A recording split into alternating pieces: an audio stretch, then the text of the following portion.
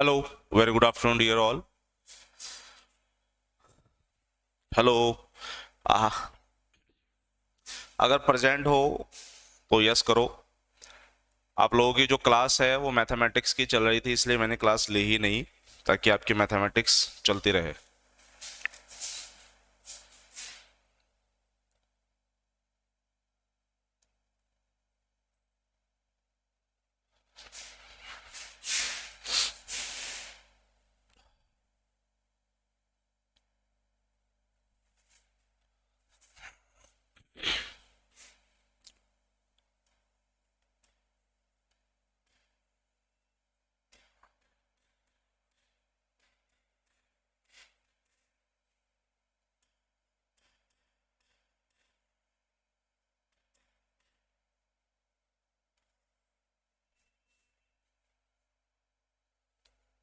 चलो डियर श्रुति, टॉपिक आपको मिल चुका है कि आज का जो टॉपिक है हमारा वो है energy flow in this ecosystem. अगर आप अपना सिलेबस देखोगे एनवायरनमेंट का, तो बकायदा सेम सेम नाम से energy flow in the ecosystem करके ना एक टॉपिक दिया गया है। इकोसिस्टम क्या होता है, कल वो हम लोगों ने चीजें पढ़ ली कि बायोटिक और एबायोटिक जब चीजें दो मिला देते हो तो उनको हम लोग बकायदा इकोसिस्टम कहते हैं। और इकोसिस्टम को सबसे पहले प्रोफाउंड किया था, ये इस शब्द को दिया था सबसे पहले आर्थर टेंसले ने, जिसके बारे में हम कल बात कर चुके हैं।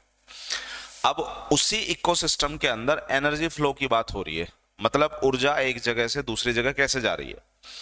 पिछले सेशंस में मैं आपको ये बात बता चुका हूं कि नीचे से लेकर के जब ऊपर तक हम जब जा रहे हैं तो एनर्जी जो फ्लो हो रहा है वो 10% हो रहा है, जिसे हम लिंड्समैन लॉ भी कहते थे।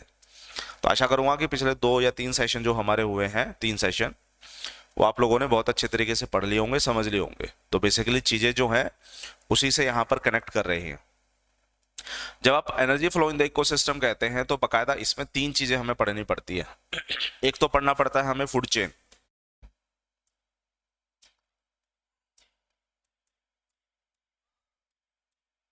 ये फूड चेन तो आप लोग बचपन से ही किताबों में पढ़ते आ रहे हैं, तो इसलिए इसको समझने में ज्यादा दिक्कत तो होनी नहीं है। फूड चेन के बाद आएगा जो सेकंड वर्ड है वो है फूड वेब। अब ये क्या होता है इसको समझेंगे। और आखिरी में आता है ecological pyramids.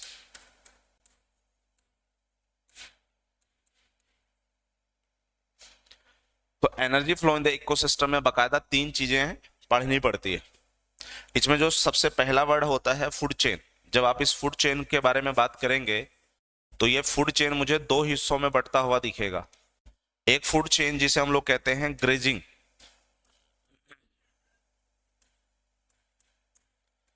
Grazing food chain. और एक फूड चेन होगा जिसे हम लोग कहते हैं डेट्रिटस फूड चेन। ग्रेजिंग का मतलब क्या है? ग्रेजिंग का मतलब खाना। कौन सा खाना? अच्छा, डेट्रिवस ये काम होता है तब जब कोई चीजें मर जाती है, जब कोई चीज डेड हो जाती है। डेड होने के बाद जब वो एनवायरनमेंट में आती है उसको हम लोग डेट्रियस फूड चेन कहते हैं। कल हम लोगों ने पढ़ा था एक सेप्रोफाइट्स या फिर डेट्रीवोर्स।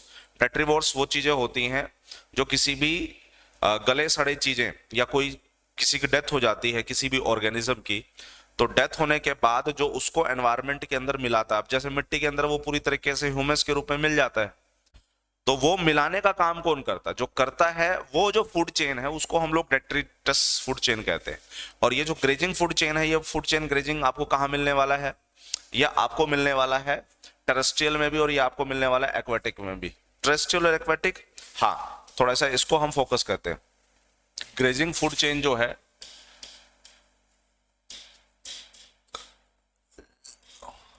ये मुझे 2 जगह देखने को मिलेगा।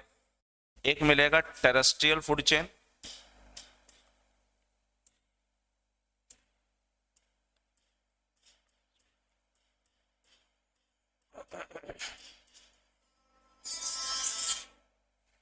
यानी जमीनी हिस्सा, और एक मिलेगा मुझे एक्वाटिक इकोसिस्टम।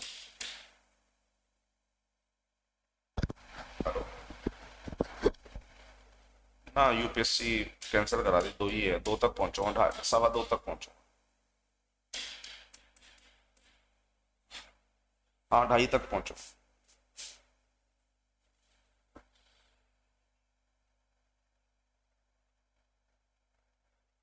देख लूंगा, लेकिन वो कैश है तो नहीं मेरे पास।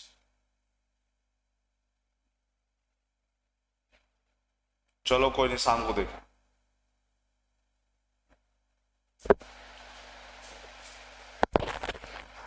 फूड बात करेंगे उस पर भी डियर श्रुति, फूड वेब पे भी बात करेंगे, लेकिन सबसे पहले हम बात कर लेते हैं फूड चेन के ऊपर। अब फूड चेन बेटा आपको 2 तरीके से देखने को मिलेंगे, एक सर जमीन पे देखने को मिलेगा और एक आपको पानी में देखने को मिलेगा। जो पानी का फूड चेन है जिसमें मछलियां वगैरह आ जाती हैं, और जो जमीन का फूड चेन है जिसमें हम जानवर वगैरह देख लेते हैं, खाद्य श्रृंखला जिसे आप लोग कहते हैं, फूड चेन मतलब खाद्य श्रृंखला, तो यानी पानी की खाद्य श्रृंखला है। खाद्य नोट खाद, खाद मतलब फर्टिलाइजर नहीं जो में हम लोग मिट्टी में मिलाते हैं। एक बार मुझे एसी बंद करने दो, आवाज बहुत कर रही है।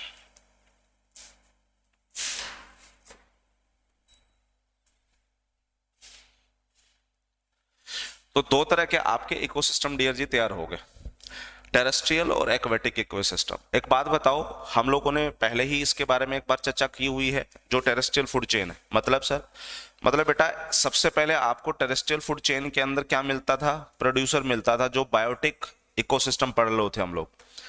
तो सबसे पहले प्रोड्यूसर्स है, प्रोड्यूसर सर जो खाना बनाता, बोलो हाँ या ना? हाँ सर। अब प्रोड्यूसर्स के ऊपर कौन डिपेंड करता? प्रोड्यूसर कौन है? सोच के देखो, प्रोड्यूसर सर ग्रास है, मतलब घास है। अब डियर जी घास को कौन खाता है? सोचो, घास को खाता है सर ग्रास ऊपर, जिसे आप लोग टिड्ढा भी कह देते। डियर जी ग्रास ऊपर को कौन खाएगा? ग्रास ऊपर को कौन खाएगा? ग्रास ऊपर को खाता है सर कैटरपिलर। कैटरपिलर जिसे आप लोग कनखजूरा भी बोलते हैं, जिसके बहुत सारे विंग्स होते हैं। कैटरपिलर को कौन खाएगा सर? कैटरपिलर को खाएगा फ्रॉग। बेटा फ्रॉग को कौन खाएगा? फ्रॉग को खाएगा सर स्नैक। और डियर जी स्नैक को कौन खाएगा? स्नैक को खाएगा सर हॉक। हॉक जिसे आप लोग बाज भी बोल सकते हो। तो ये हो गया आपका टेरेस्ट्रियल इकोसिस्टम, बोलो हाँ या ना? हाँ।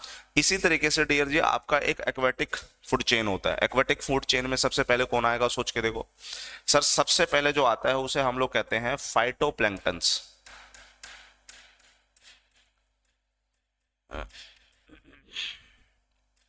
इसे हम लोग नाम दे देते हैं फाइटोप्लैंक्टन्स। फाइटोप्लैंक्टन्स को जो खाता है उसे हम लोग कहते हैं जूज प्लैंक्टन्स। जू प्लैंक्टन्स को खाने वाले जो होते हैं उसे हम कहते हैं क्रिटेसेनियस। क्रिटेसेनियस को जो खाता है उसे हम कहते हैं हैरिंग। हैरिंग जो होता है बकायदा एक मछली होती है डियर। हैरिंग को जो खाता है उसका नाम है मैकेरल। मैकेरल क्या है? मैकेरल बेटा एक मछली है। मैकेरल को कौन खाएगा? मैकेरल को खाएगा, अच्छा मैकेरल जो होते हैं वो छोटी मछलियां होती हैं, तो अब मिड लेवल की मछली आ जाएगी, यानी मीडियम फिश आ जाएगी। और इस मीडियम फिश को कौन खाएगा? इस मीडियम फिश को सर आखिरी में खाएगी सबसे बड़ी मछली, जिसे हम लोग शार्क कह देते हैं। ये हो गया आपका एक्वेटिक फूड चेन। अगर आप देखेंगे तो यहाँ का फूड चेन और पानी का फूड चेन। सर पानी में ये फाइटोप्लैंक्टन्स क्या होते हैं? आप समझिए कि अगर ये पानी वाला हिस्सा है, मान के चलो कि ये समुद्र है या सागर है या नदी है, सर इसका टेम्परेचर अगर कंपैरेटिवली इतना ज्यादा हो जाए कि इसके अंदर छोटे छोटे माइक्रो ऑर्गेनिज्म पैदा हो सके। देखिए शब्द पे फोकस कीजिए, शब्द का नाम क्या है? Micro organism. माइक्रो मतलब बहुत छोटे, ऑर्गेनिज्म मतलब जीव। माइक्रो ऑर्गेनिज्म जो होते हैं ये बहुत छोटे जीव होते हैं, जो बकायदा आपको दिखेंगे भी नहीं। नेट स्लो है सर? किसका नेट स्लो बेटा? मुझे तो नहीं लगता कि नेट स्लो होना चाहिए।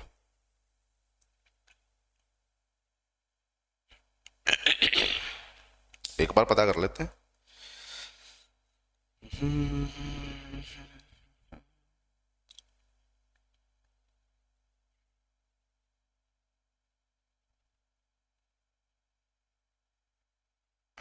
इसमें तो शो ही नहीं हो रहा।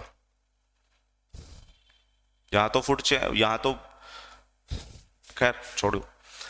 तो माइक्रो यानी छोटे ऑर्गेनिज्म यानी जीव। सर ये बहुत छोटे जीव होते हैं, बहुत छोटे।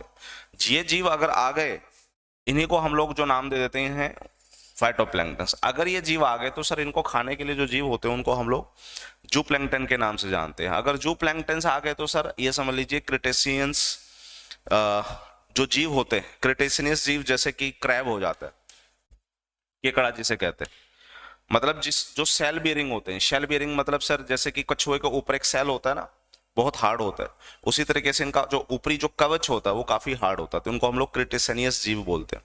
उनको खाने के लिए जो होती है एक मछली होती है जिसको हम लोग कहते हैं हैरिंग मछली। हैरिंग मछली छोटी होती है, उसको खाने के लिए थोड़ी बड़ी मछली होती है जिसका नाम है मैकेरल। मैकेरल को खाने के लिए थोड़ी और बड़ी मछली होगी जो बेसिकली मीडियम लेवल की मछलियां होती हैं, और फिर उसको खाने के लिए सबसे बड़ी मछलियां जो होती हैं वो होती हैं आपकी एक्वेटिक इकोसिस्टम। ये होता है बेटा फूड चेन। कहाँ का? ये जमीन का फूड चेन है और ये एक्वेटिक इकोसिस्टम का, सॉरी एक्वेटिक फूड चेन है।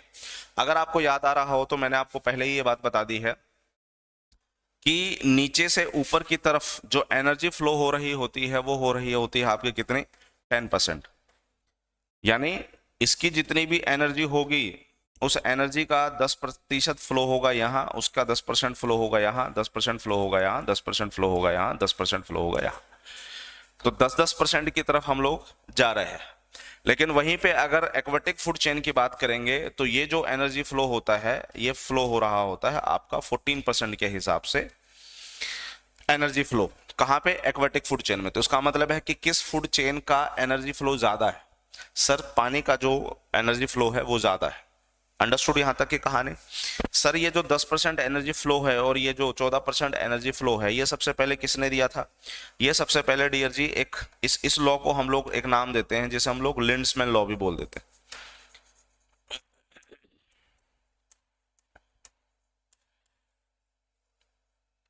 ये है आपका वो फूड चेन जो दो अलग अलग जगह पे आपको देखने को मिलेगा। बेटा जी यहां पर कोई दिक्कत है, समस्या है तो बताइए। आप ये कह सकते हैं कि सर एक बात बता दो ना, अगर एग्जामिनर सवाल करेगा तो कैसे सवाल करेगा? मैं बताता हूं। एक क्वेश्चन बताता हूं जो आया हुआ है। क्वेश्चन ये है, पहला, die atoms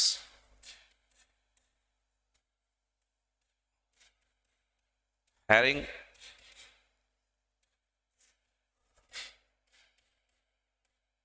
mackerel. Second, herring mackerel diatoms. तीसरा, डायटम्स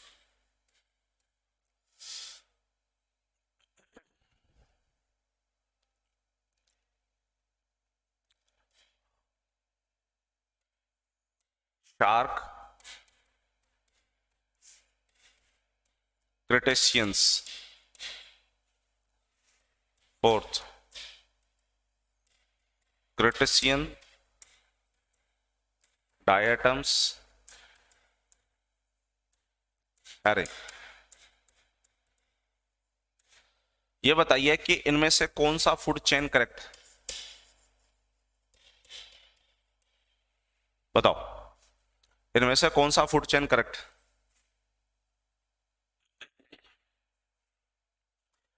तो दो तरह के हम लोगों ने फूड चेन देख ली, एक जो जमीन पे फूड चेन दिख रहा है, एक जो पानी में आपको फूड चेन दिख रहा है। जमीन पे फूड चेन का मतलब ये हम ऑलरेडी भी कर चुके हैं कि सर नीचे घास होगी, घास को खाने के लिए कैटल होगा, यानी कोई जैसे कि गाय ले लो, भैंस ले लो, हिरन ले लो, ये घास खा रही होती हैं।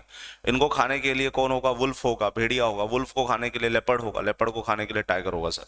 तो टाइगर जो है टॉप लेवल का प्रेडेटर्स है। तो इसका मतलब ये है कि जो मैंने इकोसिस्टम की बात की, उस इकोसिस्टम में जो शार्क है वो सबसे टॉप लेवल का प्रेडेटर्स है, यानी सबसे ऊपर बैठा हुआ है। और जो यहाँ पर जो बाज है वो सबसे टॉप लेवल का प्रेडेटर्स है। तो इसका मतलब अगर ये खत्म तो फूड चेन डैमेज हो सकती है। बोलो हाँ या ना?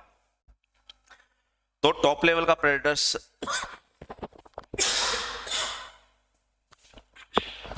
तो टॉप लेवल का प्रेडेटर्स का जो है होना बहुत जरूरी है। लेकिन सर ये जो जमीन पे इकोसिस्टम जो फूड चेन है उसमें जो एनर्जी फ्लो हो रही होती है वो 10% फ्लो हो रही होती है। इसका मतलब ये है कि जितनी ऊर्जा घास में होती है, मान के चलो कि इसमें 100% ऊर्जा होती है, तो ग्रास ऊपर के पास ये ऊर्जा सिर्फ 10% ही पहुंचती है, कैटरपिलर के पास सिर्फ 1% पहुंचती है, 0.1% पहुंचती है, 0.01% पहुंचती है और 0.001% पहुंचती है। तो उसका मतलब है कि एनर्जी ट्रांसफर ग्रास से लेकर के हॉक तक अगर आप देखोगे तो 0.001% है, जो कि बहुत कम है। इस वजह से बाज को ज्यादा खाना खाना पड़ेगा ताकि वो सरवाइव कर सके। बाज के मुकाबले स्नेक को थोड़ा कम खाना पड़ेगा, लेकिन फ्रॉग के मुकाबले उसे ज्यादा खाना खाना पड़ेगा ताकि उसकी एनर्जी रिक्वायरमेंट ज्यादा हो, उसकी ऊर्जा की जरूरत ज्यादा हो। सोच के देखिए, अगर एनर्जी ट्रांसफर बहुत कम होगा 10% के हिसाब से, तो सोचिए कि हॉक जो है उसको तो ऊर्जा बहुत कम मिल पाएगी, और ऊर्जा को बरकरार रखने के लिए उसे ज्यादा जो मांस है वो खाना पड़ेगा, यानी उसे ज्यादा सांप खाने पड़ेंगे। अगर ज्यादा सांप खाएगा तो सीधी सी बात है कि सांप की जो पॉपुलेशन है वो कम होगी। सांप की पॉपुलेशन कम होगी तो सर इसके संभावना बढ़ जाएगी कि फ्रॉग के जो स्पीशीज है, फ्रॉग की जो प्रजाति है वो ज्यादा होगी। तो यही वजह है कि अगर आपको इकोसिस्टम मेंटेन करके रखना है तो आपको जो वेजिटेरियन रीजन है, मतलब जहां पर सिर्फ घास फूस खा करके काम चलाया जा रहा है, जहां पर मास स्टार्ट नहीं हुआ है, उस लेवल से नीचे नीचे ही आपको रुक जाना चाहिए हमारी फूड चेन के अंदर।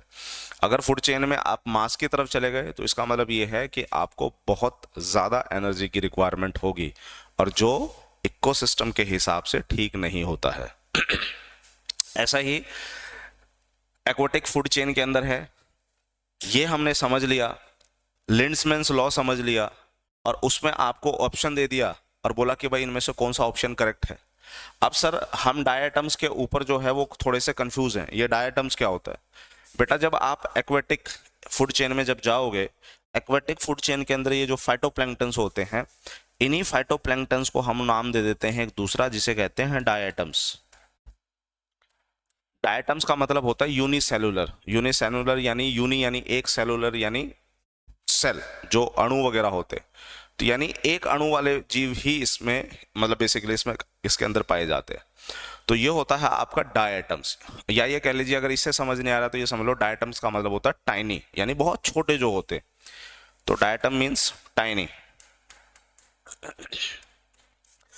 अगर आप ऑप्शन देखोगे तो डायटम्स है यानी टाइनी है, फूड चेन में सबसे नीचे है ये एक्वाटिक फूड चेन के अंदर।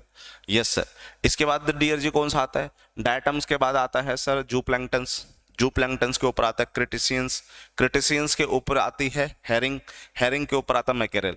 मैकेरेल के ऊपर आता है सर मीडियम फिश, और उसके ऊपर आता है लार्ज फिश। तो उस हिसाब से हमारा ऑप्शन जो है एक करेक्ट दिख रहा है, क्योंकि डायटम देखो फूड चेन में लास्ट दिख रहा है सर, ये तो हो ही नहीं सकता।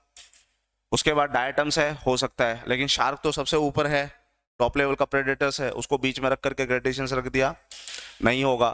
क्रेटेशियंस रख दिया, ठीक है सर, लेकिन डायटम नहीं, डायटम तो नीचे आना चाहिए, नहीं होगा। तो हमारा बच्चा जो ऑप्शन, दैट इज आंसर। तो ये देख लेना कि एग्जामिनर ने आपसे सवाल क्या पूछा है। टेरेस्ट्रियल फूड चेन के हिसाब से भी इसी तरह से सवाल पूछ सकता है, और एक्वेटिक फूड चेन के हिसाब से भी इसी तरीके से सवाल पूछ सकता है। अब बात करते हैं हम लोग डेट्रिटस फूड चेन के हिसाब से। ये हो गया आपका डेट्रिटस फूड चेन।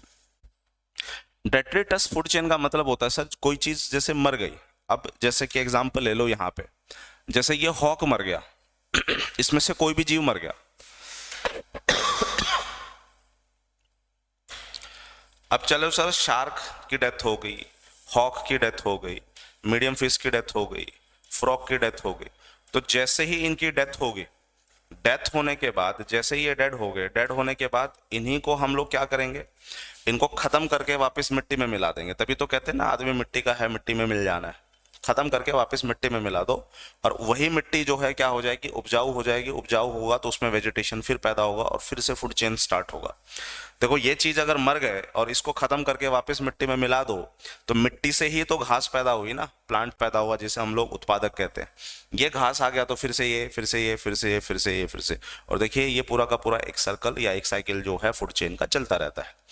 तो जब तक जिंदा थे तब तक तो ये कंडीशन थी, जब ये मर गए तो यहां से दूसरा फूड चेन स्टार्ट होगा, जिसको हम लोग डेट्रिटस फूड चेन कहते हैं। डेट्रिटस फूड चेन के अंदर सर जब हम आएंगे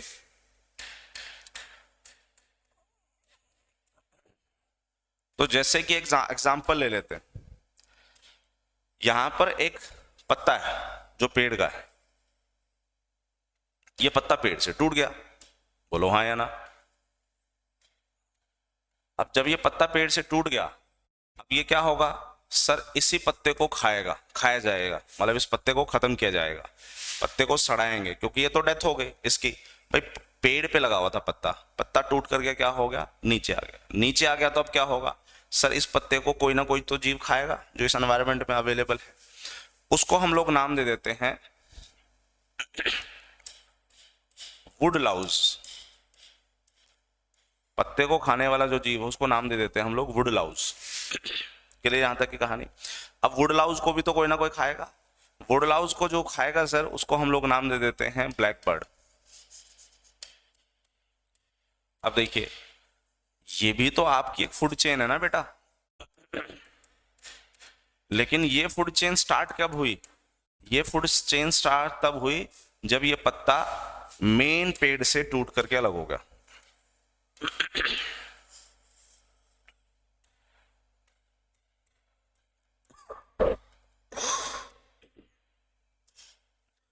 इस पेड़ से जब ये पत्ता टूट करके अलग हुआ तो इस पत्ते को एनवायरनमेंट के अंदर वापस क्या किया जाएगा, एसिमिलेट किया जाएगा, यानी खाया जाएगा। और जब इस पत्ते को वापस एनवायरनमेंट के अंदर खाया जाएगा तो उससे जो फूड चेन तैयार होगी, that food chain is basically detritus food chain. यहां तक की कहानी, किसी को दिक्कत है, समस्या है तो बताओ।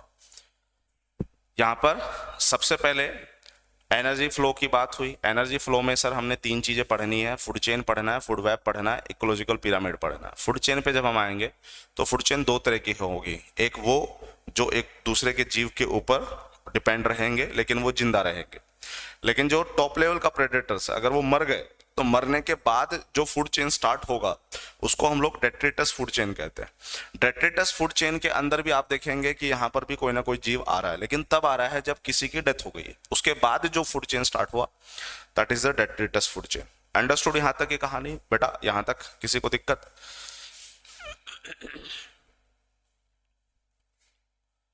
अभी भी आप लोगों के मैथ की क्लास चल रही है क्या?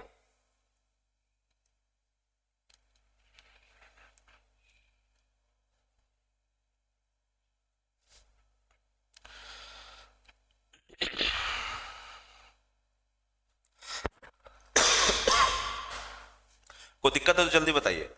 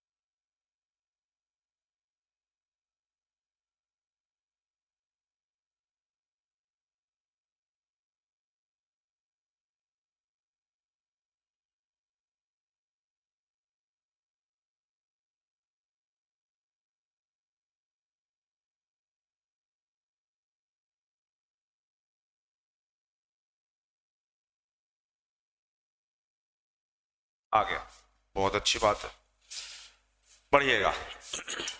सबसे पहले स्लाइड में हमने क्या देखा, एनर्जी फ्लो में सर सबसे पहले फूड चेन है बेटा, ये हो गया डन।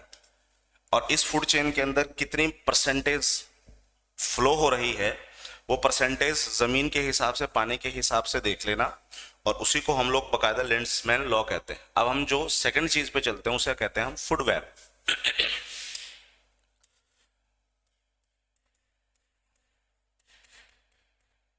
फूड वेब क्लियर जी?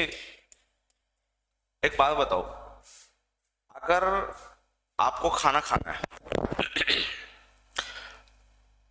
किचन में गए, वहां आपको खाना था सेब, लेकिन सेब है नहीं, वहां है केला, तो केला भी खा लेंगे सर। चलो, सेब भी नहीं है, केला भी नहीं है, वहां पे अंगूर है सर, कोई दिक्कत नहीं, अंगूर खा लेंगे।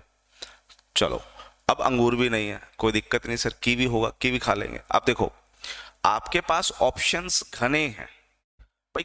अगर किचन में गया, मैंने रोटी देखी, रोटी नहीं मिली, कोई दिक्कत नहीं, सेब खा लूंगा, सेब रोटी दोनों ही नहीं है, कोई दिक्कत नहीं सर, कीवी खा लूंगा, कीवी भी नहीं है तो कोई दिक्कत नहीं सर, केला होगा, केला खा लेंगे, केला भी नहीं है, अंगूर खा लेंगे, अंगूर भी नहीं है तो कोई और चीज खा लेंगे, कोई चीज, जो चीज अवेलेबल होगी वो चीज खाया जा सकता है। तो इसका मतलब है कि हमारी सर्वाइवल के लिए एक चीज पे हमें डिपेंड रहने की जरूरत नहीं है, हमारी सर्वाइवल के लिए हमारे पास बहुत सारे ऑप्शंस हैं, हम उनमें से किसी भी चीज को खा सकते हैं। बस यही समझ लो कि यही जो सर्वाइवल है ये हमारे इकोसिस्टम में दूसरे जीवों के लिए भी है। तो हो सकता है कोई एक चीज जो दूसरा खा रहा हो सकता है दूसरे को कोई तीसरा खा रहा हो, और इसी दूसरे को कोई चौथा भी खा रहा हो। तो यानी हमने क्या किया, हमारे इस इकोसिस्टम के अंदर एक जीव के ऊपर सिर्फ ये नहीं कहा कि तू सिर्फ यही खाएगा। अब जैसे हमने बाज को ये नहीं कहा कि तू सिर्फ सांप खाएगा, भाई बाज तो चूहा भी खा सकता है कि नहीं। तो इस सिस्टम, इस कॉम्प्लेक्स सिस्टम को, या ये कह लीजिए खाने का जो इंटरलिंक्ड है, जब खाना एक दूसरे से जुड़ रहे होते हैं तो सर इसी वेब को, अब वेब को हिंदी में क्या कहते हैं, जो भी कहे, इसी वेब को सर हम लोग फूड वेब के नाम से जानते हैं। जैसे कि सबसे पहले आप किसको ले लो, सबसे पहले बेटा आप ले लो ग्रास को। अब मुझे एक बात बताओ, ग्रास को कौन खाएगा?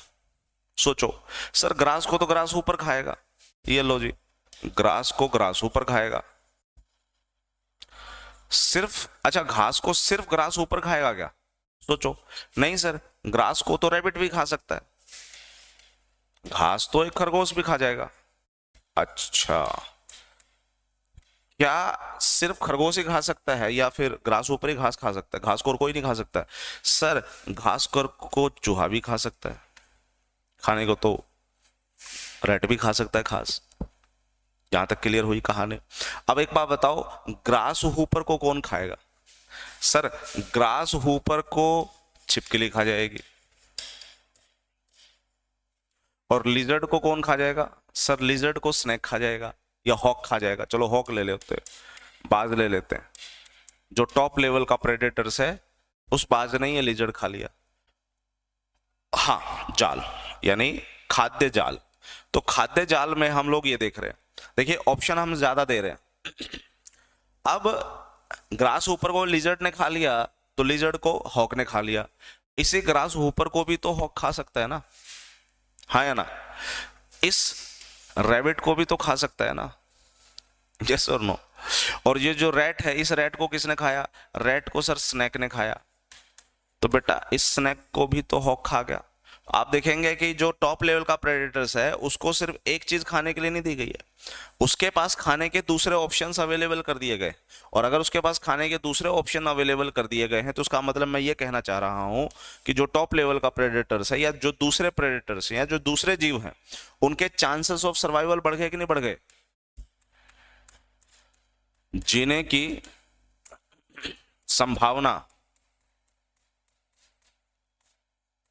इस खाद्य जाल से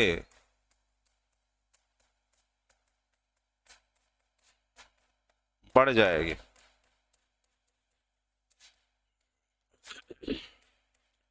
चांसेस ऑफ सर्वाइवल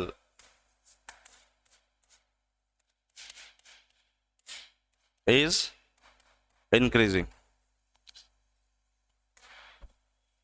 जीने की जो संभावना है वो देखिए डियर बढ़ गई। क्यों बढ़ गई? क्योंकि सर जरूरी नहीं है कि घास को सिर्फ रैबिट खाएगा और रैबिट को सिर्फ हॉक खाएगा। अगर ऐसा होगा तो जिस दिन रैबिट खत्म हो जाएंगे उस दिन ऑटोमेटिकली हॉक खत्म हो जाएगा। तो सर ये जो हम इंटरलिंकिंग देख रहे हैं, ये जो खाने का एक दूसरे के साथ संबंध देख रहे हैं, इसी संबंध को जो नाम दिया जाता है उसे हम लोग फूड वेब कहते हैं। तो अब एक बात बताइए, क्या आपसे यहां से कोई क्वेश्चन पूछने की संभावना बनेगी? नहीं सर, फूड वेब से क्वेश्चन पूछने की संभावना जो है ज्यादा नहीं है। ज्यादा से ज्यादा इतना पूछा जा सकता है कि उस फूड वेब में कोई 4 ऑप्शन दे करके वो पूछ लेगा कि भाई कौन किसको खाएगा, कौन किसको खाएगा, कौन किसको खाएगा। अब जैसे कि भाई ऐसा तो नहीं है कि भाई हॉक ले लो और हॉक को है ना कोई लिजर्ड खा ले, ऐसा तो नहीं होगा।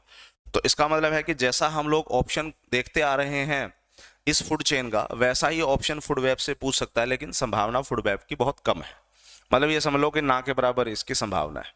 अब हमारा इस सीन में एक तीसरा जो सिस्टम है वो आता है जिसे हम लोग कहते हैं इकोलॉजिकल पिरामिड्स। पहले स्लाइड पे चलेंगे तो एनर्जी फ्लो में दो तीन चीजें थी, इसमें फूड चेन हमने समझ लिया, फूड वेब समझ लिया। अब जो इकोलॉजिकल पिरामिड्स है हम इस पे बात करते हैं। ये इकोलॉजिकल पिरामिड जो है आगे जाकर के तीन हिस्सों में डिवाइड होता है। सबसे पहले होता है पिरामिड्स, सबसे पहला है इसमें पिरामिड्स ऑफ नंबर, पहली चीज। दूसरा है पिरामिड्स ऑफ बायोमास,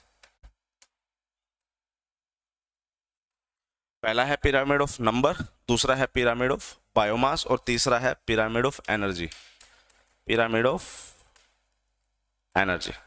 ये तीन चीजों का पिरामिड है।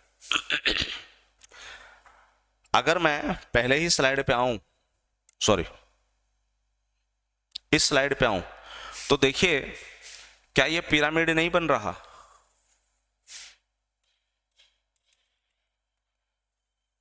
ये पिरामिड है ना।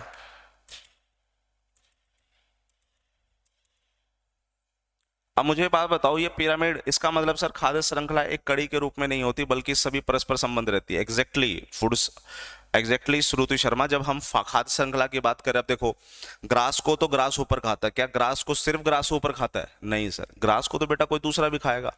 तो इसका मतलब फूड चेन जो है, जो मैं बता रहा हूं, इसके अलावा भी एक दूसरी फूड चेन हो सकती है जिसपे डिपेंडेंसी दूसरे जीवों की हो सकती है। इसका मतलब है कि जो फूड चेन है, उस फूड चेन के अंदर फूड वेब जो है वो आपको जरूर मिलेगा।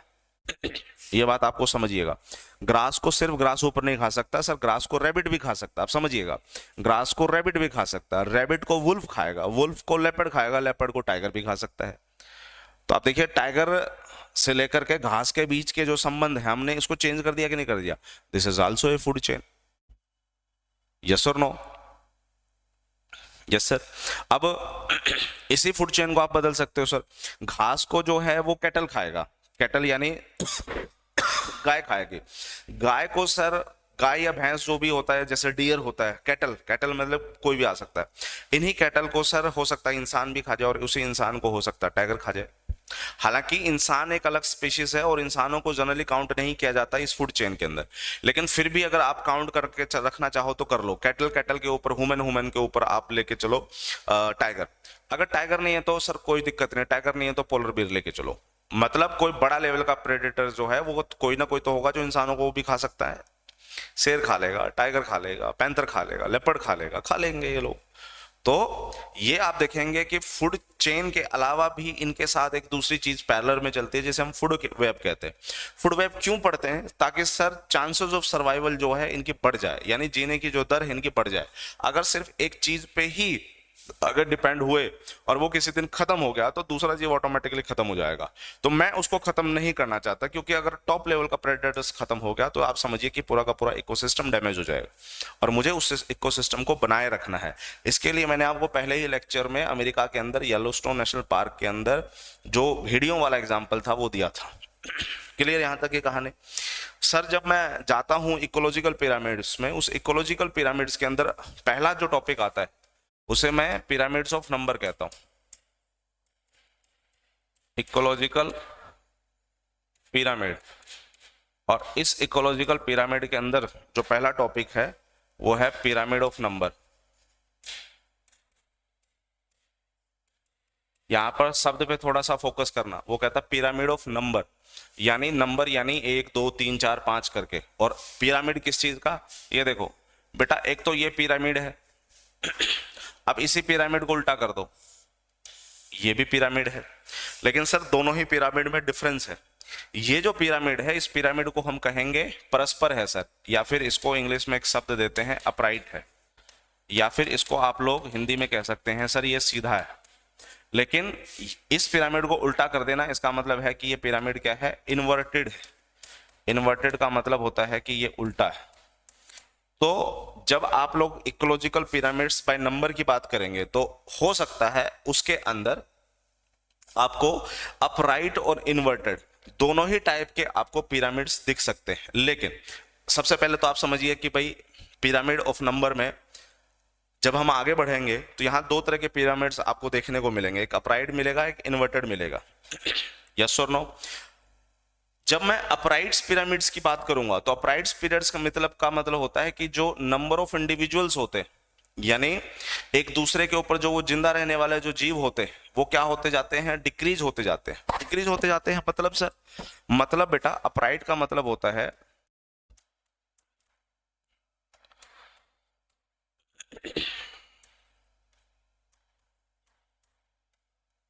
सॉरी नीचे से ऊपर जाते वक्त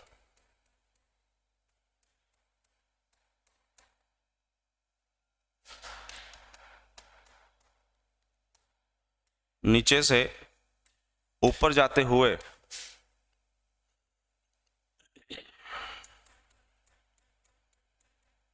जीवों की संख्या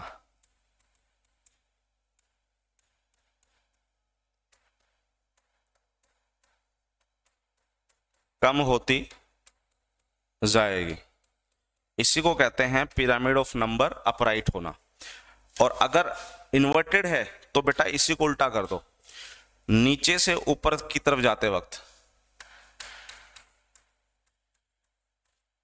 नीचे से ऊपर को जाते हुए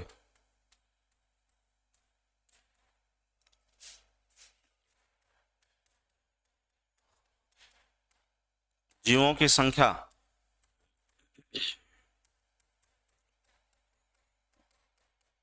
बढ़ती जाती।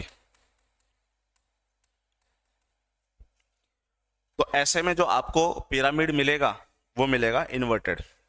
अब आपसे सवाल पूछा जाता है कि भाई यहां पर आपके कितने टाइप के इकोसिस्टम देखने को मिल रहे थे? सर एक इकोसिस्टम देखने को मिल रहा था मुझे ग्रासलैंड इकोसिस्टम, और एक इकोसिस्टम मुझे मिल रहा था एक्वेटिक इकोसिस्टम, यानी terrestrial ecosystem and aquatic ecosystem. तो टेरेस्ट्रियल और एक्वेटिक, या फिर इसी को हेलो आप लोग ग्रासलैंड मतलब grassland ecosystem and aquatic ecosystem.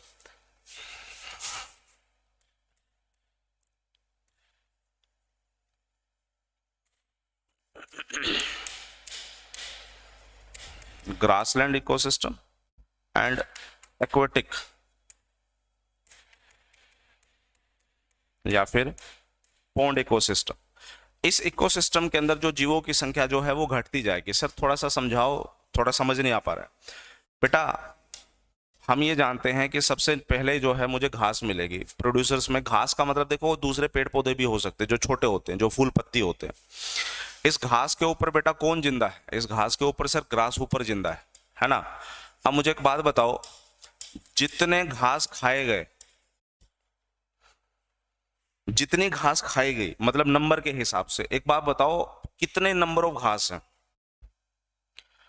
अब जैसे कि इस रूम में मैंने एक घास उगा दिया, इस रूम का जो साइज है 10x10 है, इस रूम में मैंने घास उगा दिया। तो एक बात बताइए उस घास की जो संख्या होगी वो कितनी होगी? सर बहुत होगी, मतलब लाखों में वो संख्या होगी। तो एक बात बताइए इस घास को कितने लोगों ने खाया, कितने ग्रास ऊपर ने खाया, मतलब उन टिड्ढों को कितने टिड्ढों ने खाया? तो आप ये कह सकते हैं, मान के चलिए सर उसमें से 20 ऐसे टिड्ढे हैं जिसने इतना घास खाया। मतलब 10 लाख अगर नंबर में घास है तो क्या 10 लाख लोगों ने वो घास खाया? नहीं सर, सिर्फ 20 ग्रास ऊपर ने वो घास खाई है। ग्रास ऊपर, इस ग्रास ऊपर को कौन खाएगा? सर इस ग्रास ऊपर को खाएगा मान के चलिए फ्रॉग, मेंढक ने इस ग्रास ऊपर को खा लिया। तो क्या 20 ग्रास ऊपर को खाने के लिए 20 मेंढक की जरूरत होती है? नहीं सर, 20 ग्रास ऊपर को खाने के लिए मान के चलो 5 मेंढक की जरूरत महसूस हुई। ठीक है, और इस मेंढक को किसने खाया? इस मेंढक को खाया सर स्नैक ने। तो क्या स्नैक जो है वो 5 मेंढक को खाने के लिए क्या 5 फ्रॉग की जरूरत, सॉरी 5 फ्रॉग को खाने के लिए क्या 5 स्नैक की जरूरत है? नहीं सर, मान के चलिए सिर्फ 2 स्नैक की जरूरत है। और इस 2 स्नैक को खाने के लिए क्या 2 तरह के बाज की जरूरत है? नहीं सर, यहाँ पर सिर्फ एक बाज की जरूरत है। आप देखिएगा ग्रास जो है इसका नंबर ज्यादा है, मतलब 1 मिलियन है, ठीक है, 1 मिलियन को खाने के लिए 20, 20 को खाने के लिए 5, 5 को खाने के लिए 2 और 2 को खाने के लिए सिर्फ 1। इसका मतलब है कि जो नीचे से जब हम ऊपर जा रहे होते हैं तो उनके ऊपर जिंदा रहने वाले जो जीव होते हैं उनकी संख्या कम होती जाएगी। तो देखिए ये कम होती गई, कम होती जा रही है, इसलिए जो पिरामिड है वो आपको कैसे दिखेगा, वो इस तरीके से दिखेगा। लेकिन यही पिरामिड जो है वो आपको उल्टा भी दिख सकता है। ये उल्टा कहाँ दिख सकता है बेटा, ये सीधा कहाँ दिखेगा, ये सीधा दिखेगा सर इन दो इकोसिस्टम के अंदर। यही चीज जो है वो एक्वाटिक इकोसिस्टम में चले जाओ। एक्वाटिक इकोसिस्टम जो हमने अभी थोड़ी देर पहले पढ़ा, एक होता है आपका एक होता है आपका फाइटोप्लैंक्टन्स। फाइटोप्लैंक्टन्स ठीक जिस तरह से घास बहुत ज्यादा होगी उसी तरीके से सर फाइटोप्लैंक्टन जो होते हैं उनके नंबर भी बहुत ज्यादा होते हैं। मैंने अभी थोड़ी देर पहले एक वर्ड लिखा माइक्रो ऑर्गेनिज्म, यानी बहुत छोटे हैं। और बहुत छोटे हैं तो इसका मतलब ये है कि वो मिलियन बिलियन में होंगे। मिलियन बिलियन को खाने के लिए उनके ऊपर जो जिंदा रहने वाले जो जीव हैं क्या वो कम होंगे? सर जरूरी नहीं है, हो सकता है वो उनसे ज्यादा हो। वो ज्यादा कैसे होगा वो आपको थोड़ी देर के बाद समझ में, अच्छा सॉरी एक्वाटिक की बात करें ना, तो वो सर उससे कम होंगे, उससे कम से उससे कम, उससे कम से उससे कम, उससे कम से उससे कम। और इस तरीके से आप देखोगे कि ये भी पूरा इकोसिस्टम कैसा दिखता जाएगा, ऊपर की तरफ जाते हुए जीवों की संख्या कम होती जाएगी, यानी ये भी हो जाएगा अपराइट। अब बात करते हैं डाउन राइट की या फिर इन्वर्टेड की। इसमें आप लोगों ने आंसर करना है ट्री इकोसिस्टम। ट्री इकोसिस्टम, जो ट्री इकोसिस्टम होगा वो डेफिनेटली क्या होने वाला, इन्वर्टेड होने वाला है। मतलब सर बेटा समझाता हूं, ट्री इकोसिस्टम क्या है? हमारा ट्री इकोसिस्टम आपने लिखना है ऑलवेज इन्वर्टेड। ये हमेशा ही उल्टा होगा, इसमें कोई दो राय है ही नहीं। मतलब कैसे सर? बेटा ये है आपका पास एक पेड़,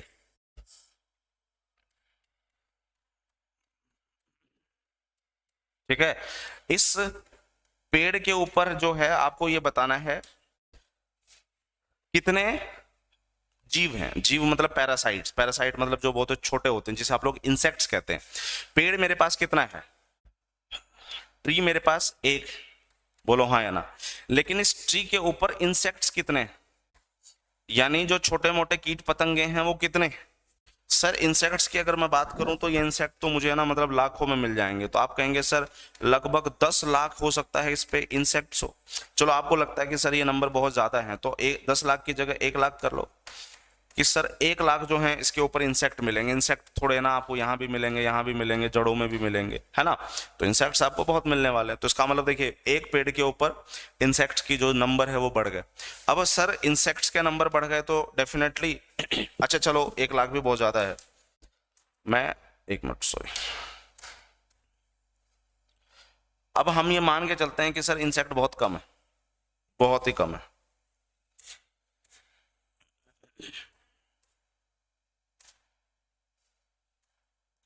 अब इनके ऊपर जिंदा रहने वाले इंसेक्ट्स जो हैं उनकी संख्या आपने ले ली, मान के चलो 100। 1 लाख क्यों लेके जाते हैं, हम सिर्फ 100 लेके चलते हैं। क्लियर यहां तक की कहानी।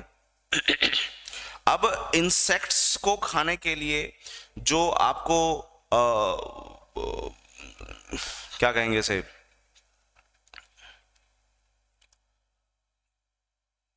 इंसेक्ट्स के बाद हो गया आपका, इंसेक्ट्स को कौन खाएगा? सर इंसेक्ट्स को मान के चलिए बर्ड्स खाएंगे, मतलब पक्षियां। अब सर इसके ऊपर बहुत सारी पक्षियां हैं। अब ये बताइए कि क्या पक्षियों की सिर्फ एक प्रजाति होगी? नहीं सर, पक्षियों की भी बहुत सारी प्रजाति होगी। तो यानी इंसेक्ट्स को खाने के लिए मान के चलो कि यहाँ पर जो बर्ड्स आ रहे हैं और बर्ड्स की जो स्पीसीज काउंट कर रहे हैं, मैं यहाँ पर 300 बर्ड्स को काउंट कर रहा हूँ। यहाँ पर 300 बर्ड्स जो हैं वो इसको खाने के लिए आ रहे हैं। आप समझ लीजिए इसके बाद जो फैमिली बढ़ेगी, फैमिली में मान के चलिए मंकी की बात कर लेते हैं। अब मंकी जो है क्या वो एक ही रहेगा इस पेड़ के ऊपर? नहीं सर, हो सकता है बहुत सारे मंकी हों, बार बार इस आ रहे हैं और बार बार वो पत्तियां खा रहे हो, खाना खा रहे हो, तो उनके नंबर जो है उस हिसाब से बढ़ गए। तो अगर आप देखोगे नंबर आगे की तरफ क्या होता जा रहा है, बढ़ता जा रहा है, कम नहीं होता गया। कम होता गया तो वो तो ऐसे जाएगा, क्योंकि बढ़ता गया इसलिए आपका जो पिरामिड है वो इन्वर्टेड हो जाएगा। यानी एक पेड़ के ऊपर जिंदा रहने वाले 100, 100 के ऊपर 300, 300 के ऊपर मान के चलो 400, 500 ऐसा ले लो। 500 एंड सो ऑन। तो आप देखिए नंबर जो है बढ़ रहा है, और नंबर बढ़ रहा है तो आपको पता चलेगा कि जो ट्री इकोसिस्टम है, इस ट्री इकोसिस्टम के अंदर जो इमेज बनने वाली है आपकी वो इन्वर्टेड बनने वाली है। तो अगर ये आ जाए सवाल कि भाई कहाँ आपका अपराइट बनेगा और कहाँ आपका डाउन राइट बनेगा या फिर इन्वर्टेड बनेगा, ये तो बहुत आसानी से बना दोगे। सर अपराइट हमेशा कहाँ होने वाला है, ग्रासलैंड और एक्वाटिक इकोसिस्टम के अंदर, और आपका हमेशा इन्वर्टेड कहाँ होने वाला है, ट्री इकोसिस्टम के अंदर। हाँ या ना?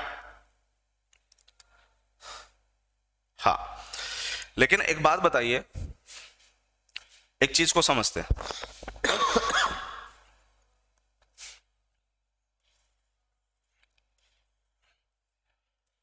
मैं ये कह रहा हूं कि बेटा मान के चलिए ये ट्री है, पेड़ है, इस पेड़ के ऊपर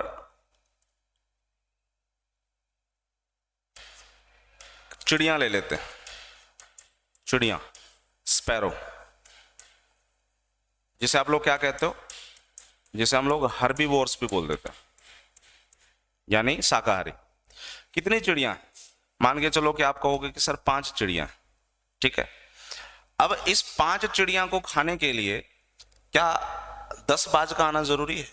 नो सर, एक बाज इनफ है। हाँ या ना?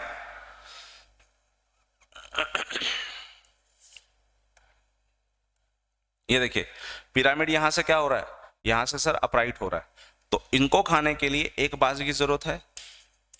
यस सर, 5 चिड़िया को खाने के लिए एक बाज की जरूरत है, जिसको हम लोग कहते हैं कार्निवोर्स। एक पेड़ के ऊपर 5 चिड़िया और 5 चिड़ियों को खाने के लिए एक बाज। तो देखिए इसके ऊपर आपको नंबर कम होता हुआ दिख रहा है, तो ये जो शेप है सर इन्वर्टेड तो नहीं है।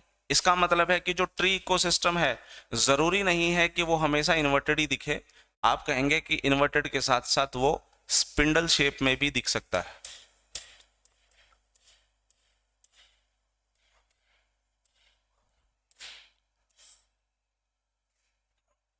तो इसलिए मैं यहां पर यह कह सकता हूं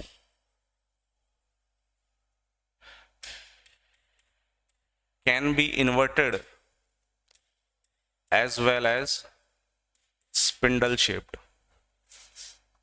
क्लियर? यहां तक कोई दिक्कत भैया? यहां तक कुछ पूछना बच्चे? जल्दी।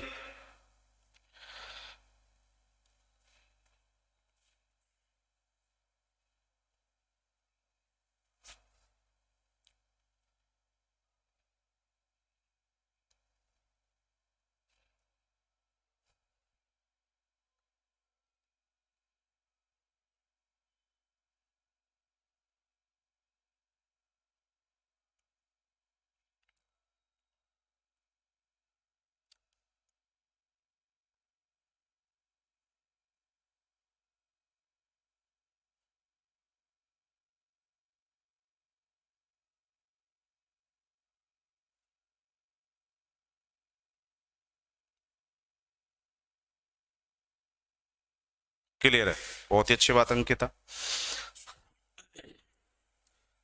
जब हम लोग इकोलॉजिकल पिरामिड्स पढ़ रहे थे तो इकोलॉजिकल पिरामिड्स कितने टाइप की होती थी सर? 3 टाइप की होती थी, जिसमें सबसे पहले है पिरामिड्स ऑफ नंबर, वो हमने खत्म कर दिया। इसके बाद आते हैं पिरामिड्स ऑफ बायोमास। आपको पिरामिड्स ऑफ बायोमास समझना है।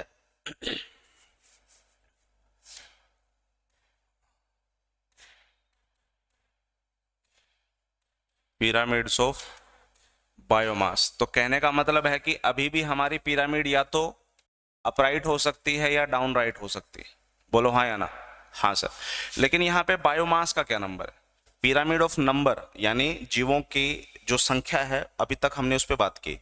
अब हम बात कर रहे हैं इनके ऊपर रहने वाले जो जीव हैं उनके वेट की। मास का मतलब बेसिकली मैं बात कर रहा हूँ वेट। वेट का मतलब इंतजार नहीं है, वेट का मतलब यहाँ पर वजन से, वेट का मतलब यहाँ पर भार से है। तो बेसिकली अब हम जो चीज निकाल रहे हैं वो भार के हिसाब से। भार के हिसाब से कैसे? बेटा बायोमास की बात हो रही है तो फिर से आप वही बात कीजिएगा। एक तो आपके पास टेरेस्ट्रियल इकोसिस्टम है और एक आपके पास एक्वेटिक इकोसिस्टम है। एक्वा मतलब पानी, एक्वेटिक इकोसिस्टम है।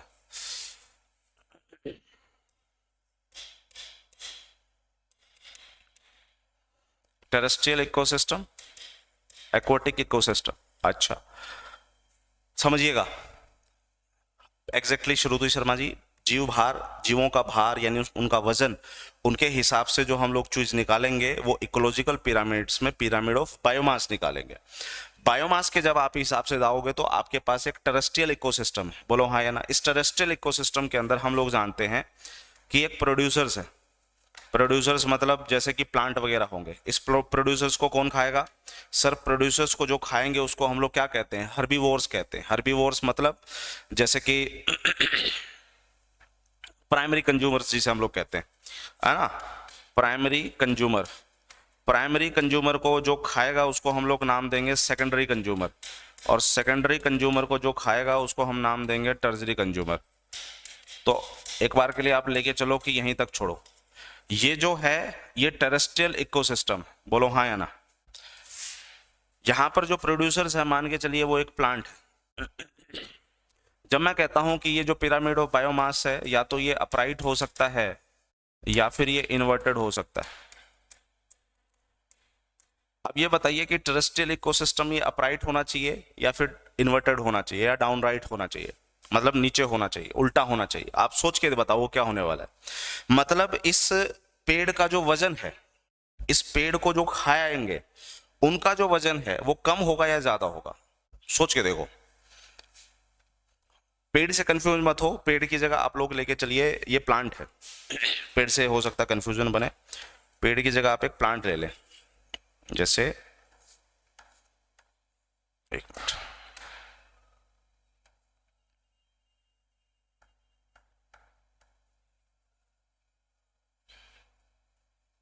ये कोई फूल पत्ती हो गई, ये कोई प्लांट हो गया। इस प्लांट को जो खाएगा प्राइमरी कंज्यूमर, लाइक जैसे ग्रास ऊपर, तो ग्रास ऊपर का जो वजन होगा, कितने ग्रास ऊपर होंगे? एक होंगे, दो होंगे, पांच होंगे। तो उनका जो वजन होगा 5 ग्रास ऊपर का, क्या इस एक प्लांट के मुकाबले कम होगा या ज्यादा होगा? सोच के देखो।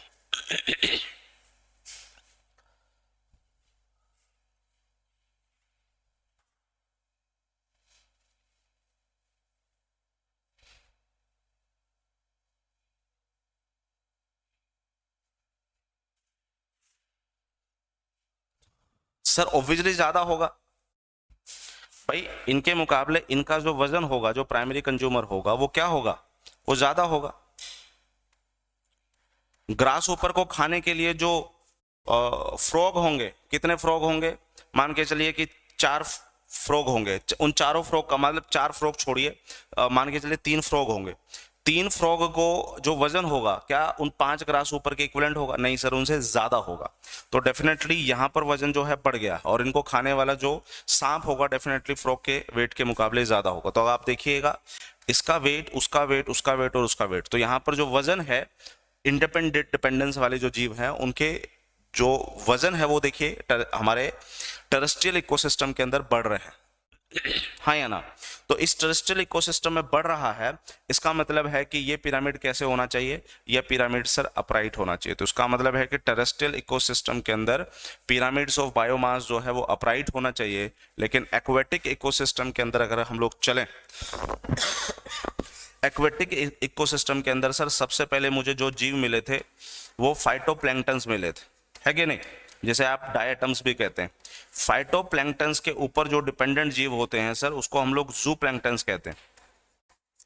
अब जो जू प्लैंक्टन्स के ऊपर रहने वाले जो जीव होते हैं सर उनको हम लोग हैरिंग बोलते हैं। हैरिंग के ऊपर रहने वाले जो जीव हैं उनको हम लोग मैकरल बोलते हैं। और मैकेरल के ऊपर रहने वाले जो हैं जीव होते हैं वो स्मॉल फिश होती है। और स्मॉल फिश के ऊपर जो रहने वाले जीव होते हैं उसमें हम लोगों ने शार्क मछली का नाम देखा था। शार्क सबसे टॉप लेवल की प्रेडेटर्स है, बोलो हाँ या ना। अब एक बात बताइए, फाइटोप्लैंक्टन्स का वजन कितना होता है? सर फाइटोप्लैंक्टन्स जो होते हैं ये माइक्रो ऑर्गेनिज्म होते हैं, ये इतने छोटे होते हैं कि बकायदा इनका वजन भी नहीं होता। देखिएगा कि कई बार हमें कैप्सूल दिया जाता है, उस कैप्सूल के अंदर समुद्रों में पाई जाने वाली जो एल्गाई होती है, कई बार आपने ऐसे कोई कैप्सूल खाया होगा जो हमारे वाइटामिन की जरूरत को पूरा करते हैं। वाइटामिन की जरूरत को पूरा करने के लिए उन कैप्सूल के अंदर हो सकता है कलर आपने ग्रीन देखा हो, ऐसे कैप्सूल जिसपे ग्रीन कलर दिख रहा है और वो हमारे वाइटामिन की जरूरतों को पूरा करते हैं। तो उस एक कैप्सूल के अंदर जो ये प्लैंक्टन्स होते हैं, ये छोटे माइक्रो ऑर्गेनिज्म होते हैं, हो सकते हैं उस इतने से एरिया में लगभग 50 लाख हो, 1 करोड़ हो, उससे ज्यादा हो। सोचिए इतने से स्पेस में वो इतने हैं, तो आप उनका वजन निकालेंगे तो वजन कितना है? वजन तो सर ये बहुत ही नेग्लिजिबल है, वजन उनका बहुत नेग्लिजिबल है। नंबर के हिसाब से वो बहुत ज्यादा है, लेकिन वजन जो है उनका क्या है? बहुत कम। नंबर ज्यादा है लेकिन वजन जो है उनका वो बहुत कम है। तो उसका मतलब ये है कि आप ये समझ लीजिए कि मतलब करोड़ों अरबों आप माइक्रो ऑर्गेनिज्म उठाइए, उनका वजन हो सकता है कि 1 किलोग्राम। और ये 1 किलोग्राम समझिएगा, 1 स्क्वायर किलोमीटर का एरिया ले लो, 1 स्क्वायर किलोमीटर के एरिया में जितने माइक्रो ऑर्गेनिज्म है उन सब का वजन कितना है? उन सब का वजन 1 किलो है। लेकिन इन फाइटोप्लैंक्टन्स के ऊपर जिंदा रहने वाले जो जू प्लैंक्टन्स होते हैं, आप देखिएगा उसी 1 स्क्वायर किलोमीटर के एरिया में आपको जितने भी जू प्लैंक्टन्स मिलेंगे उनका वजन जो है फाइटोप्लैंक्टन्स के मुकाबले क्या हो रहा है? वो बढ़ रहा है। मतलब उनका वेट जो है वो क्या हो रहा है? बढ़ रहा है। तो 2 किलोग्राम पर स्क्वायर किलोमीटर की बात हो रही है। तो इनका जो वजन है ये क्या होने वाला है?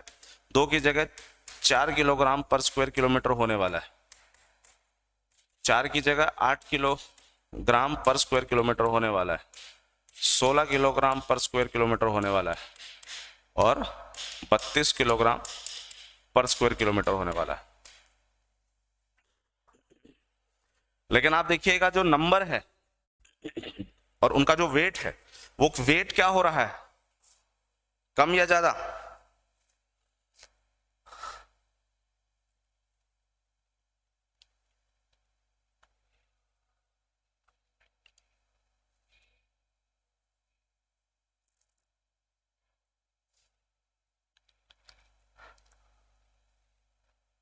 सोच के देखो, यहां पर इन्वर्टेड होना चाहिए या फिर अपराइट होना चाहिए?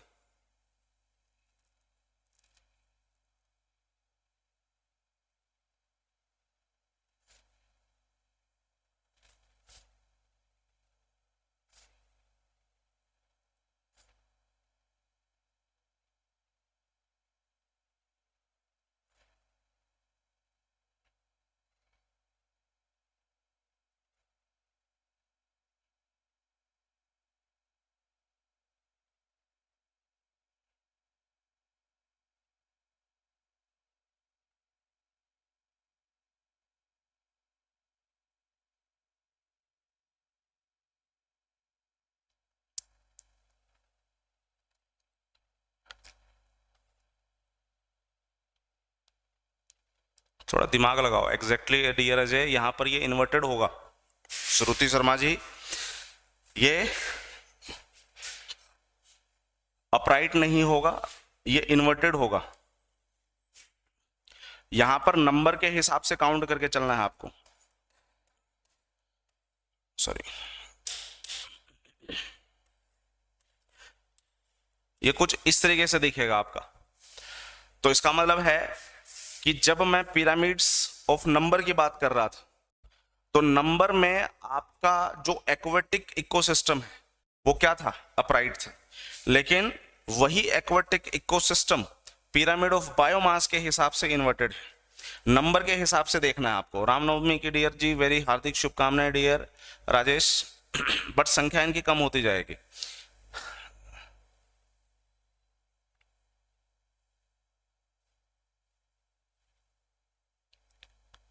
हाँ हाँ डियर अजय, मैंने वही तो कहा, इसका इन्वर्टेड होगा। तो मैंने आपको कहा गलत कहा? डियर जी यहाँ संख्या पे नहीं जाना है श्रुति शर्मा जी, यहाँ वेट पे जाना है बेटा। वेट पे, संख्या पे जाओगे तो ये अपराइट होने वाला है। वेट पे जाओगे, एक गिवन एरिया के अंदर, एक गिवन एरिया के अंदर अगर इनकी वेट पे जाओगे तो डेफिनेटली पिरामिड ऑफ बायोमास जो है आपका एक्वाटिक इकोसिस्टम के अंदर इन्वर्टेड दिखेगा। चलो कोई दिक्कत नहीं है, संख्या पे नहीं जाना है, वेट पे जाना है।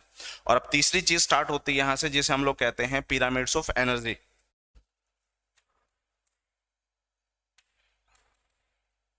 Pyramids of energy. जब पिरामिड्स ऑफ एनर्जी पे जाओगे तो इससे आप लोग क्या समझते हैं? सोचो।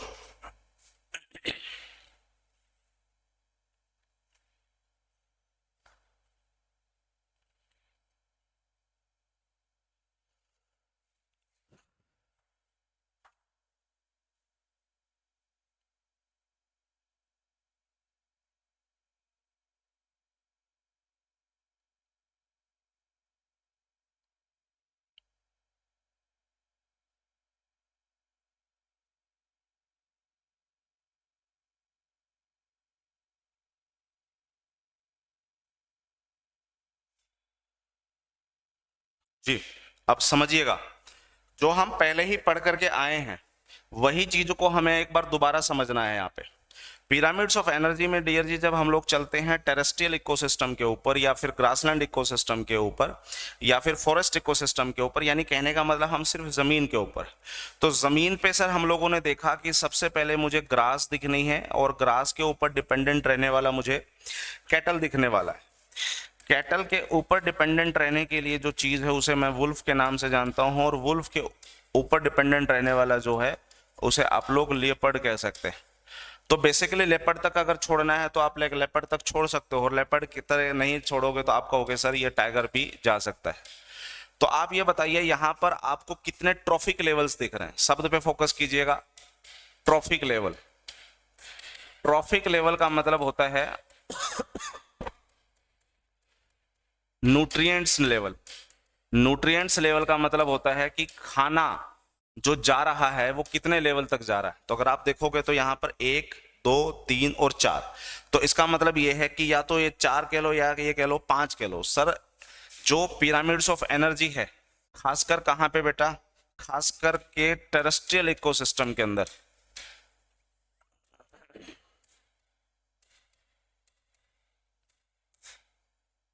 खास करके टेरेस्ट्रियल इकोसिस्टम के अंदर आप ये कहोगे कि सर ये हमेशा यूनिडायरेक्शनल होगा। यूनिडायरेक्शनल यानी एक ही दिशा में होने वाला है, एंड अपराइट, यह हमेशा अपराइट होगा। तो यहां पर अगर मैं पिरामिड्स बनाऊं तो ये पिरामिड्स कैसे दिखने वाला है, ये पिरामिड्स ऐसे दिखने वाला है। एनर्जी के हिसाब से बात करना है अब आपको, ये पिरामिड्स जो है वो कुछ इस तरह से दिख रहा है। और अभी हम थोड़ी देर एनर्जी, हाँ एग्जैक्टली अजय, एनर्जी ट्रांसफर कितना होगा, पिरामिड्स ऑफ एनर्जी है। हमने क्या पढ़ा कि ग्रास के ऊपर जो एनर्जी है मान के चलिए सर वो 100% है, तो टेरेस्ट्रियल इकोसिस्टम में 10% का ट्रांसफर होता था, तो 10%। इसका मतलब है कि कैटल को ज्यादा ऊर्जा चाहिए तो वो ज्यादा खाना खाएगा। समझिएगा, ज्यादा खाना खाना मतलब ज्यादा ऊर्जा चाहिए उसे, मोर फूड मोर एनर्जी। इसका मतलब है कि वुल्फ जो है उसको ज्यादा खाना चाहिए, मोर फूड मोर एनर्जी, लेकिन एनर्जी जो ट्रांसफर हो रही है वो सिर्फ 1% हो रही है। इस एनर्जी ट्रांसफर ऊपर चलेंगे तो वो 0.1% होगी और 0.01% होगी। तो जो टॉप लेवल पे चला गया है ट्रॉफिक लेवल के, यानी यहां पर टेरेस्ट्रियल इकोसिस्टम के अंदर कितने ट्रॉफिक लेवल दिख रहे हैं sir, maximum 4 to 5 trophic level ही आपको दिखेंगे यहां पे। मैक्सिमम 4 to 5 ट्रॉफिक लेवल, यहां देखो 1, 2, 3, 4 या 5, या तो 5 दिखेंगे या 4 दिखेंगे, 6 नहीं दिखेगा। लेकिन वहीं पे अगर टेरेस्ट्रियल इकोसिस्टम की जगह एक्वेटिक इकोसिस्टम की तरफ बात करोगे आप लोग, तो एक्वेटिक इकोसिस्टम के अंदर यही ट्रॉफिक लेवल जो है आपको 6 से 7 लेवल का हो सकता है, 6 to 7 ट्रॉफिक लेवल है। कैसे सर, यहां जाओ, कहां गए हम, यहां पे 1, 2, 3, 4, 5, 6 और 7, तो सर ये 6 भी हो सकते हैं और ये 7 भी हो सकते हैं।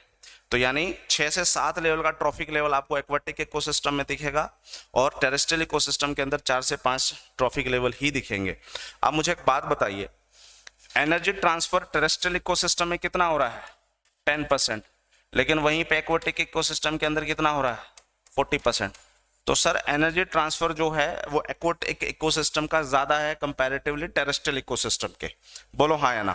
जो पिरामिड्स ऑफ एनर्जी है सर, ये पिरामिड्स ऑफ एनर्जी सबसे इंपॉर्टेंट है। अगर मैं इस पिरामिड्स ऑफ एनर्जी की बात करूं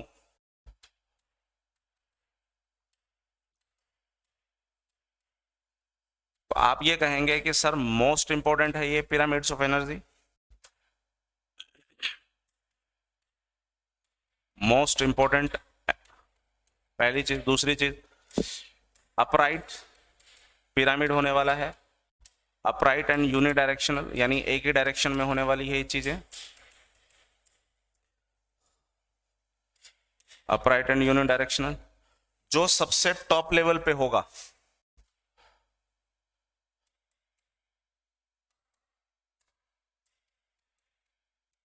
at the top level of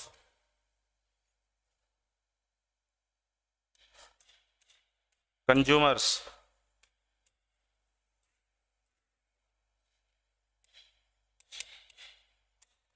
shall have the more food, और मोर फूड का मतलब होता है मोर एनर्जी, ज्यादा एनर्जी ज्यादा फूड, ज्यादा फूड ज्यादा एनर्जी। ये होता है इनका प्रिंसिपल। जो सबसे टॉप लेवल पे कंज्यूमर्स अवेलेबल है वो सबसे ज्यादा एनर्जी लेगा।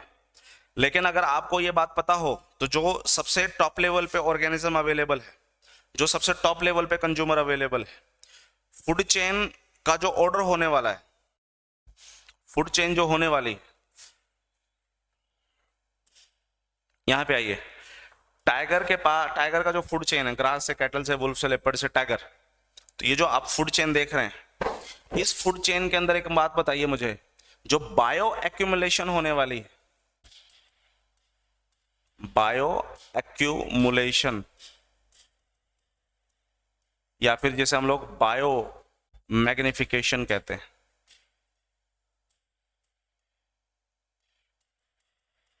Bio एक्यूमुलेशंस and bio magnification. मतलब सर याद करो, मैंने आपको एक एग्जांपल दिया था वल्चर का। वल्चर, वल्चर मतलब यानी गिद्ध। समझिएगा सर, यहां पर मैंने प्लांट उगाया,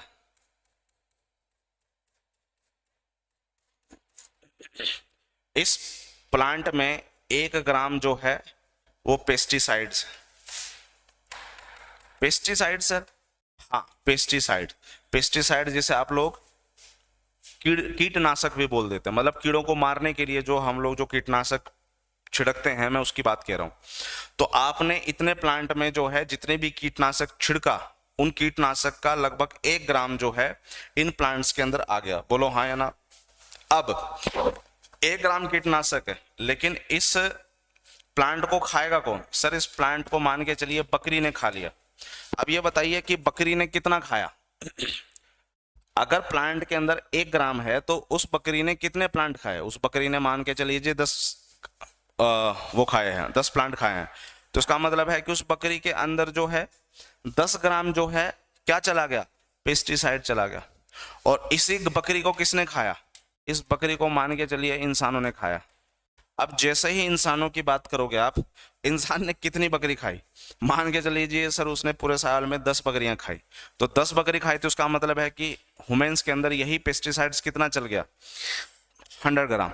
इसका मतलब है कि फूड चेन में आप जितना ऊपर जाते जाएंगे, उस फूड चेन में जितना ऊपर जाते जाएंगे उतनी ही ज्यादा बायो एक्यूमुलेशन या बायो मैग्निफिकेशन होगी। बायो एक्यूमुलेशन यानी जो पेस्टिसाइड्स है वो देखिए वो क्या होता जा रहा है? इंक्रीज होता जा रहा है। इसी को आप कहते हैं कि आपकी बॉडी के अंदर वो इकट्ठा होता जा रहा है, जिसको हमने नाम दे दिया है बायो एक्यूमुलेशंस, या फिर इसी को हम लोग बायो मैग्निफिकेशंस भी बोल देते हैं। कहानी समझ में आ गई? बायो के एक्यूमुलेशंस और बायो मैग्निफिकेशंस, इसका मतलब सर कि जो टॉप लेवल का प्रेडेटर्स होगा, जो टॉप लेवल का ऑर्गेनिज्म होगा, जो टॉप लेवल का कंज्यूमर होगा, उस पे जो बायो एक्यूमुलेशन होगी वो सबसे ज्यादा होगी। और अगर उसमें बायो एक्यूमुलेशन सबसे ज्यादा होगी तो उसका मतलब है उसके मरने के चांसेस जो हैं वो सबसे ज्यादा है। उनकी जो अननेचुरल डेथ है, नेचुरल नहीं अननेचुरल डेथ ज्यादा होगी। इसका बेस्ट एग्जांपल हम लोगों ने गिद्ध का देखा था कि डाइक्लोफेनेक का बायो एक्यूमुलेशन गिद्ध के अंदर बहुत ज्यादा है, इसलिए उनके जो इंटेस्टाइन थे वो रप्चर हो जाते थे, वो डिस्ट्रॉय हो जाते थे, खत्म हो जाते थे, फट जाते थे। तो इससे जो गिद्ध है वो मरने लग गए, और आज हमें गिद्धों की संख्या जो बहुत कम देखने को मिल रही है। यही चीज जो है वो हमारे खाने में भी आ गया है। अब कुछ लोगों के जो इंटेस्टाइन है उसमें बकायदा प्लास्टिक के कंटेंट भी देखने को मिलने लग गए हैं। वो प्लास्टिक के कंटेंट कैसे आने लग गए हैं? वो प्लास्टिक के कंटेंट हो सकता है कि आप जो खा रहे हैं उसके थ्रू आता जाएंगे। अब आप कहेंगे सर ऐसे कैसे? देखो समझो, सुबह सुबह सबसे पहले हम लोग उठ करके हो सकता है ब्रश करते हो। ब्रश जब आप करेंगे तो आपने मार्केट से कोई ऐसा टूथपेस्ट खरीदा होगा जिसमें ये लिखा होगा कि इसके अंदर छोटे छोटे माइक्रो बीड्स हैं। माइक्रो बीड्स जो हैं आपके दांतों को बहुत साफ करते हैं, वो हमारे दांतों के लिए बहुत अच्छा है। कम से कम टीवी पे तो ऐड पे ऐसा ही दिखाया गया है। लेकिन जब आप वो ब्रश कर रहे होते तो एक्चुअली जो माइक्रो बीड्स होते हैं वो प्लास्टिक होते हैं, वो कुछ भी नहीं होते, वो सिर्फ दिखाने के लिए कि भाई हमने ये कर दिया, हमने वो कर दिया। They are just a plastic. तो आप जब कर रहे होते हैं तो हो सकता है कि वो आपके साथ ब्रश करने के साथ कोई एक कंटेंट जो है आपके गट्स तक पहुंचे, वो एक कंटेंट आपके इंटेस्टाइन तक पहुंचे। तो आप समझिए कि वो हमारे फूड चेन का अब हिस्सा हो गया। प्लास्टिक जो है इंसान खाने लग गए। अल्टीमेटली यही सारा का सारा कचरा जो है, जो हम लोग अब जैसे कि आप है ना मार्केट से एक ब्यूटी प्रोडक्ट्स ले आए, जैसे कि लड़के या लड़कियां लेकर के आते हैं ब्यूटी प्रोडक्ट्स कि भाई अगर हम सुबह सुबह उठें, सुबह छोड़ो, अगर हम लोग कहीं जा रहे हों तो तैयार होने के लिए हमें नहाने की जरूरत नहीं, हमें सिर्फ मुंह धोने की जरूरत है। अच्छा, मुंह साबुन से तो धोया नहीं जाएगा, हमने सर मार्केट से क्रीम ले ली, क्रीम बहुत फाइनेस्ट है, वहां पर ऐड ये दिखाया जाता है कि जो वॉलनट्स होते हैं, जो अखरोट वगैरह होते हैं, इनका जो ऊपर वाला जो छिलका होता है, हमने उन्हीं छिलकों को जो है यहाँ काट पीस करके तोड़ करके इनके अंदर डाला है, जिसे हमने वॉलनट्स कहा है। अब ये वॉलनट्स जब ये क्रीम लगाओ तो ये वॉलनट्स आपके जो स्किन है उसको एज ए स्क्रब की तरह घसीट देंगे, मतलब स्क्रब की तरह उसे जो है वो पेनेट्रेट करेंगे, उसको फ्रिक्शन करेंगे, और फिर जब आप पानी डालोगे फिर आपका जो चेहरा है वो बिल्कुल टॉम क्रूज की तरह हो जाएगा, वो एंजेलिना जोली की तरह हो जाएगा। लेकिन वो जो वॉलनट्स है वो एक्चुअली कोई वॉलनट्स नहीं है, वो कोई नेचुरल प्रोडक्ट नहीं है, that is just micro beads, micro plastic, micro beads बोलते हैं उसे, माइक्रो बीड्स हैं वो पानी के साथ किसी चले गए नाले में, नाले के थ्रू होते वो अल्टीमेटली कहाँ पहुंचते हैं, नदियों में, और नदियों के थ्रू अल्टीमेटली वो पहुंचते हैं कहाँ, समुद्रों में। तो समुद्रों में जो जीव है वो जीव उन चीजों को खा रहा है, तो इससे क्या हो रहा है कि उन जीवों के अंदर जो है ये जो प्लास्टिक है या जो पोल्यूटेंट्स है वो उनके पेट के अंदर जा रहा है, पेट के अंदर जा रहा है, इसका मतलब ये है कि वो क्या हो गए, वो सबसे आखिरी अच्छा, उस मछली को कौन खा रहा है, मछली ने अगर वो प्लास्टिक खाया तो उस मछली को इंसान खा रहा है, इंसान अगर खा रहा है तो डेफिनेटली इंसान के अंदर जो बायो एक्यूमुलेशन होगी वो सबसे ज्यादा होगी, और यही वजह है कि इंटेस्टाइनल रिलेटेड प्रॉब्लम या डाइजेस्टिव रिलेटेड प्रॉब्लम जो है वो इंसानों को बढ़ेगी। यही वजह है कि आज के टाइम पे जितने भी इंसान हैं उनमें सबसे ज्यादा अगर आप देखोगे तो कोई कहेगा कि मेरे पेट में गैस बन रही है, कोई कहेगा कि मेरा खाना जो है वो ढंग से पच नहीं रहा, फलाना फलाना फलाना फलाना फलाना ब्ला ब्ला ब्ला ब्ला। तो बहुत लोगों के अंदर जो है डाइजेस्टिव इश्यूज आज के टाइम पे देखने को मिल रहे हैं, क्यों, might be the reason is by accumulation. दूसरा, हम डॉक्टर के पास जाते हैं, डॉक्टर कहता है दवाई ले लो, दवाई लेते हैं, हम लोग रिलीफ फील करते हैं, रिलीफ फील करते हैं, हो सकता है उसका कोई परमानेंट इलाज नहीं हो, परमानेंट इलाज नहीं है तो आप समझिएगा कि जब आप दवाइयां खा रहे होते हैं तो समय के साथ उन दवाइयों के अंदर जो केमिकल्स होता है वो हमारी बॉडी में स्टोर हो रहा होता है कि नहीं हो रहा होता, बिल्कुल हो रहा होता है sir, that is the bio accumulation. और बायो एक्यूमुलेशन है तो डेफिनेटली यही चीजें जो है भविष्य में आपके लिए नुकसानदायक होती है। समझ में आया बायो एक्यूमुलेशन का कंसेप्ट? और अगर इसको और समझना है तो आपको कहां जाना पड़ेगा, आपको जाना पड़ेगा मरकरी और आर्सेनिक के अंदर। सर जब हम बायो एक्यूमुलेशन की बात कर रहे हैं, कहां है बायो एक्यूमुलेशन?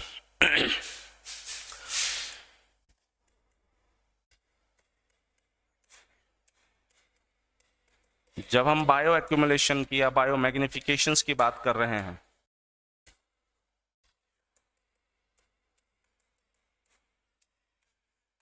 तो सर हमारी जो फूड चेन है, जैसे कि उसमें मरकरी हो गया, mercury arsenic is in water body. बेटा पानी के अंदर मरकरी और आर्सेनिक के जो है कंटेंट पहुंचने लग गए, और यही आर्सेनिक जो है वो कौन खाएगा, यही आर्सेनिक सर जो मछलियां हैं वो खाएंगे, और उन मछलियों को कौन खाएगा, उन मछलियों को सर इंसान खाएगा, और इन मछलियों को अगर इंसान खाएगा तो हो सकता है उन मछलियों के अंदर इंसान खाने से, मतलब मछलियों को इंसान के द्वारा खाने से बायो के एक्यूमुलेशन की वजह से उनमें एक बीमारी हो सकती है, पैदा हो जाए, जिसे हम लोग मिनी माता डिजीज कहते हैं। मिनी माता डिजीज जो है इतना ज्यादा खतरनाक है कि हो सकता है कि आपकी आंखों की रोशनी चले जाए, हो सकता है कि सुनने के लिए, मतलब आपके कान जो हैं सुनने की अक्षमता जो है वो खो सके, आपकी हियरिंग कैपेसिटी जो है वो डैमेज हो सकती है, आपकी बोलने की कैपेसिटी हो सकता है डैमेज हो सकती है, आपकी आंखों की रोशनी जो है वो जा सकती है। जो मिनी माता है दरअसल ये जापान में देखने को मिला था, क्योंकि जापान के अंदर पॉपुलेशन ज़्यादा है, और जापान में पॉल्यूशन ज़्यादा है भाई, ऑब्वियसली सिटी होगी, शहर होंगे तो पॉल्यूशन होगा ही होगा, वो पॉल्यूशन अल्टीमेटली कहाँ जाता है, वो समुद्रों में जाता है। समुद्रों में मछलियां, दुनिया में सबसे ज्यादा फिशिंग सेक्टर या फिशिंग इंडस्ट्री अगर किसी देश में डेवलप है वो जापान में है। जापान ने जब वो मछलियां पकड़ी, मछलियों को इंसानों ने खाया, इंसान में उस मछली के थ्रू आर्सेनिक जो है वो पहुंच रहा है, और इससे क्या हो रहा है कि एक डिजीज वहां देखने को मिल रही है लोगों के अंदर, जिसको नाम दिया गया है मिनी माता डिजीज। मिनी माता डिजीज जो है इससे उन लोगों की सुनने की क्षमता जो है, देखने की क्षमता जो है वो खत्म हो गई थी। तो आप सोचिए कि बायो एक्यूमुलेशन और बायो मैग्निफिकेशन कितना नुकसान पहुंचा रहे हैं। तो ये जो हमारा पिरामिड्स ऑफ एनर्जी है, इस पिरामिड्स ऑफ एनर्जी के अंदर ही आपको ये बायो मैग्निफिकेशन और बायो एक्यूमुलेशन का टॉपिक देखने को मिलता है। इसी में जब सर, इसी में मैं जब आगे जाऊंगा तो एज ए पेस्टिसाइड जो है एंडोसल्फान भारत में पूरी तरीके से बैन नहीं है, लेकिन ये जो एंडोसल्फान है दुनिया के कुछ देश ऐसे हैं जहां पर ये बैन है। क्यों? क्योंकि sir endosulfan as a pesticide use होता है, फिर वही बात है, पेस्टिसाइड यूज होगा, प्लांट में जाएगा, प्लांट के थ्रू अल्टीमेटली वो ह्यूमन बींग्स में आएगा, बायोक्यूमुलेशंस होगी, बायोमैग्निफिकेशंस होगी, इसका मतलब वहां पर भी एंडोसल्फान से रिलेटेड कुछ प्रॉब्लम्स देखने को मिलेंगे। आप साउथ इंडिया में जाएंगे तो कई जगह ऐसी हैं जहां पर एंडोसल्फान का ज्यादा यूज करने की वजह से जो बच्चे पैदा हो रहे हैं उनमें किसी में हाथ नहीं होते, किसी के पैर नहीं होते, किसी का जो सिर है वो काफी बड़ा होता है, यानी डिफॉर्मेशन जो है वो लोगों में ज्यादा देखने को मिल रही है। जो पिरामिड्स ऑफ एनर्जी है उसमें बायोअक्यूमुलेशन जो टॉप लेवल है वहां पर आपको ज्यादा देखने को मिल रही, इस तरीके से इस तरह की कंट्रोवर्सी आपको यहां पर देखने को मिल रही थी। यानी पेस्टिसाइड्स इन फूड है, दूसरा आपका मरकरी आर्सेनिक वाटर बॉडी है, तीसरा एंडोसल्फान कंट्रोवर्सी है। अमेरिका जैसे देश में, इंग्लैंड जैसे देशों में एंडोसल्फान पूरी तरह से बैन है, लेकिन भारत और चाइना जैसे देशों में एंडोसल्फान पूरी तरीके से बैन नहीं है। बाकायदा जो महिलाएं हैं वो लिपस्टिक के अंदर, लिपस्टिक हो गई और मैगी हो गई, आप जब लिपस्टिक और मैगी देखोगे तो इनके अंदर जो है वो क्या मिलता है, वो सीसा मिलता है जिसे लेड बोलते हैं। तो लेड, आप समझिए कि जो लिपस्टिक लगाया जा रहा है उसमें लेड होता है केमिकल, और लेड केमिकल हो रहा है तो हो सकता है वो लेड लिपस्टिक अगर आपने लगाया तो हो सकता है उसका कुछ कंटेंट जो है वो आपके गट्स में भी जाए। तो उसका मतलब है कि ऐसे जो लोग जो रेगुलर लिपस्टिक लगाते हैं उनके लिए प्रॉब्लम क्रिएट हो सकती है। मैगी में भी बकायदा जो है लेड की कंडीशंस बढ़ गई थी, और इस वजह से अगर आपको याद हो तो एक टाइम पे मैगी को फिर अपने सारे के सारे पैकेट्स जो हैं वो बंद करने पड़े थे और उसको लेड फ्री करना पड़ा था। तो आप सोचिए कि हम जो अपने बच्चों को बहुत जल्दी मैगी खिला देते हैं, उस मैगी के खिलाने से बायो एक्यूमुलेशंस वुमेन्स में ज़्यादा होगी, जिसका खामियाजा आपको भुगतना पड़ेगा। तो ये थी आज की कहानी जो हम लोगों ने एनर्जी फ्लो पढ़ी, energy flow in the ecosystem, और इन energy flow in the ecosystem के अंदर मैंने सारी चीजें आपको नीट एंड क्लीन फॉर्म में बता दी। इसमें 3 चीजें हमें पढ़नी थी, food chain, food web and ecological pyramids, और इकोलॉजिकल पिरामिड्स में भी 3 चीज पढ़नी थी, पिरामिड्स ऑफ नंबर, बायोमास और एनर्जी। सबसे पहले फूड चेन में हम गए तो 2 तरह के फूड चेन को हमने पढ़ा, एक ग्रेजिंग फूड चेन, एक detritus food chain. Grazing food chain में हमने जमीन और पानी के ऊपर फूड चेन को देखा, जब ये मर जाएंगे उसके बाद जो चीज स्टार्ट होगी उसको हम लोग डेट्रिटस फूड चेन के नाम से जानेंगे। डेट्रिटस फूड चेन में आखिरी में आपको जीव ही देखने को मिलेंगे। कोई भी चीज जो डेड हो जाती है अल्टीमेटली एनवायरनमेंट के अंदर या मिट्टी के अंदर जो ह्यूमस के अंडर, ह्यूमस के कंटेंट के रूप में वो चीजें स्टोर हो जाती है। ह्यूमस आने का मतलब है कि मिट्टी की जो फर्टाइलिटी है, मिट्टी की जो उर्वरकता है वो बढ़ जाती है, यानी उपजाऊपन उसके अंदर बढ़ जाता है। फिर आते थे हम फूड वेब पे। फूड वेब जो है वो दरअसल किसी भी जीव को एक ऑप्शन नहीं देता खाने के लिए, उसके पास ऑप्शन दूसरे भी हैं। अगर एक ऑप्शन देगा तो डेफिनेटली गड़बड़ हो जाएगी। तो ये जो खाने की जो इंटरलिंकिंग है, एक ये खाने को जो इंटरलिंक किया गया है, इसी को हम लोग फूड वेब कहते हैं, जिससे बड़ी कम संभावना है एग्जामिनर सवाल पूछे। फिर हम गए इकोलॉजिकल पिरामिड्स पे। इकोलॉजिकल पिरामिड्स में पिरामिड ऑफ नंबर देखा, यानी नीचे से जो ऊपर की तरफ आप जाओगे नंबर घट रहे हैं या बढ़ रहे हैं। तो हमने देखा कि ग्रासलैंड और एक्वाटिक इकोसिस्टम के अंदर ये हमेशा अपराइट होगा, जबकि ट्री इकोसिस्टम के अंदर ये हमेशा डाउनवर्ड होगा। और जरूरी नहीं डाउनवर्ड हो सर, हो सकता है एक हॉक की जरूरत हो तो ये स्पिंडल शेप्ड हो। यानी जो शेप है ना अपराइट डाउनवर्ड, ये जरूर याद रख लेना, ये अलग से नोट बना के रखना कि ट्री इकोसिस्टम के अंदर ये इन्वर्टेड होगा या डाउनवर्ड होगा, एक्वाटिक इकोसिस्टम के अंदर ये डाउनवर्ड हो गया या अपराइट होगा। पिरामिड्स ऑफ बायोमास पे जब हम लोग जाते हैं तो बायोमास के हिसाब से टेरेस्ट्रियल इकोसिस्टम हमेशा अपराइट होगा और एक्वाटिक इकोसिस्टम जो है वो डाउन राइट होने वाला है। और जब एनर्जी की फ्लो की बात की तो पानी के अंदर जो एनर्जी फ्लो है वो 40% है, जबकि जमीन के अंदर 10% है। और वो 10% में जो सबसे ऊपर है, चाहे वो पानी में हो चाहे वो जमीन पे हो, सबसे टॉप लेवल का जो ऑर्गेनिज्म है, जो कंज्यूमर है, वहां पर बायो एक्यूमुलेशंस और बायो मैग्निफिकेशंस की समस्या भी आपको देखने को मिलती है, जो हम पिरामिड्स ऑफ एनर्जी में पढ़ते हैं। यहां तक कि मैंने कहानी डियर जी आप लोगों को बता दी है, और कुछ कंट्रोवर्सी हैं जो हाल फिलहाल हैं। जापान के मिनी माता वगैरह लोग वो कहां से आए हैं, वो आर्सेनिक से ही आए हैं, which is the best example of bio एक्यूमुलेशंस of arsenic. यहां तक की कहानी क्लियर हो गई। किसी बच्चे को कोई डाउट है तो बच्चे आप आपसे सवाल पूछ सकते हैं।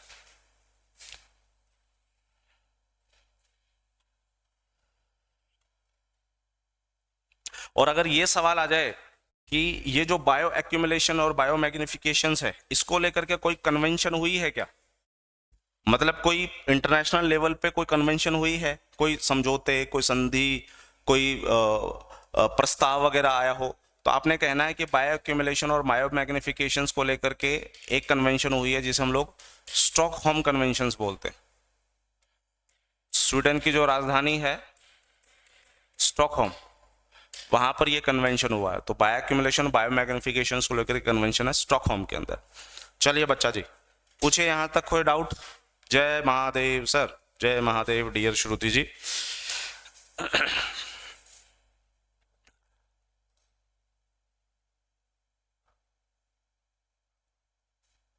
चलो, डाउट खत्म, पैसा हजम, एंजॉय करो। मिलते हैं फिर बच्चे हम लोग ब्रेक के बाद।